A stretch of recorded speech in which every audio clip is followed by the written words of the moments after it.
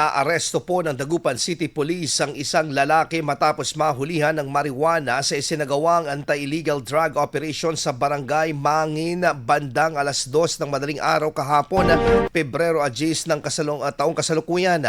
Kasama sa joint operation ng Police Station 3, City Intelligence Unit at City Police Drug Enforcement Unit sa koordinasyon ng PIDEA Regional Office 1 na recover mula sa suspect ang 10 sachet ng inalang marijuana na tinatayang may bigat na 25 na gramo sa halagang 3,000 pesos. Pati na rin ang kanyang cellphone, motorsiklo at marked boodle money na ginamit sa nasabing transaksyon.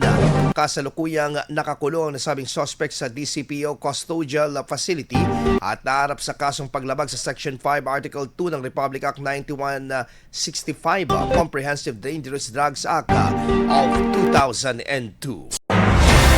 IFM News. IFM News. IFM News.